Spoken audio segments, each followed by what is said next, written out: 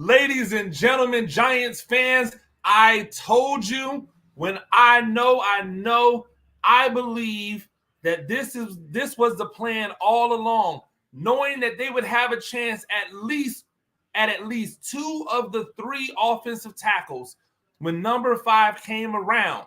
They were probably going to identify another position that they felt they probably would not be able to get at number 7. And ladies and gentlemen, the Giants went with the best edge rusher outside wonderkin in this draft. I know that Walker, Trayvon Walker went number 1 overall, but he's a defensive end. He's possibly even more of a 3-4 defensive end. I know that Hutchinson went second, but he's a defensive end. He's a 7 tech, a 5 tech, maybe a 9 tech. But there's no doubt about it. Kayvon Thibodeaux is an edge rusher, and he has the versatility to not only play at the first level, but he has the versatility to play at the second level as well. So they could play around with this man at edge rusher. They could put him at the 7, at the 5, at the 9. They could bring him back into linebacker and allow him to play at the second level if he wants, because athleticism with the ability to not only run straight line fast, which I know that Trayvon Walker did, but the ability to move in opposite directions and change direction at a whim is something that he does better than any other defensive end, outside linebacker, edge prospect in this game. And so Kayvon Thibodeaux being the first person that the Giants take off the board, it tells me they don't necessarily care if Evan Neal is there, because if they were all about Evan Neal or all about Ike Ekwonu, they would have took that person with the 5th pick. That tells me that whomever falls to number 7 is the guy that, and they pick at number 7, whichever offensive tackle they pick at number 7 is the guy that they wanted to pick at number 7 all along.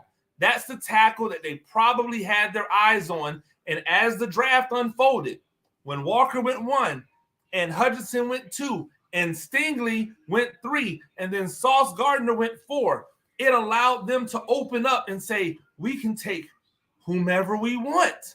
Now, in my mock draft, I said if it fell this way, that they would most likely pick Kyle Hamilton. But I thought that at the time, Thibodeaux and Hutchinson would be gone. But the fact that Thibodeaux is here, which I actually said that I thought that Thibodeaux would be the guy as an edge rusher that they went with, I am not surprised to see them go this way. I think that what we see now is we see someone at 6 most likely take a tackle. We see somebody at the 6 most likely take a tackle. It'll probably be Ike Ekwonu or Neal. But guess what, ladies and gentlemen? I don't think that the Giants had Ike Ekwonu or Neal targeted at all. So we'll look forward to seeing who that number 7 pick is. I'll be back with you to really discuss. But here's what you need to know about Thibodeaux. High motor, ability to change directions, ability to play multiple positions across the defensive line, and ability to play on the second level, can possibly cover as well as rush the end. I think they have a legitimate edge rusher that they plug and play right now. Does he get double-digit sacks? Ladies and gentlemen, y'all got to get that stuff out of your head. Is he disruptive in the backfield? That's what you should be judging on, because sacks, as it comes, tend to be a little more fluky.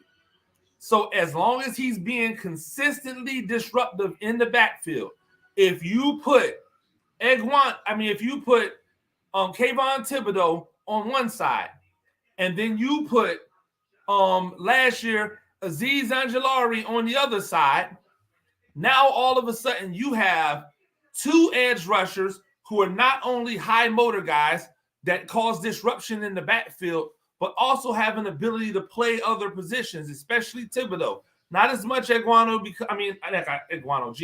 not as much as Azeez Ojulari, because he's really more of an outside linebacker edge rusher. But Thibodeau has an ability to be versatile in many different places, and he's cerebral. One of the most least talked about things about his game is that he is a cerebral football player. So look for him to make plays that people, I know that they talked about Aiden Hutchinson's intelligence. They didn't really say anything about Kayvon Thibodeau's intelligence.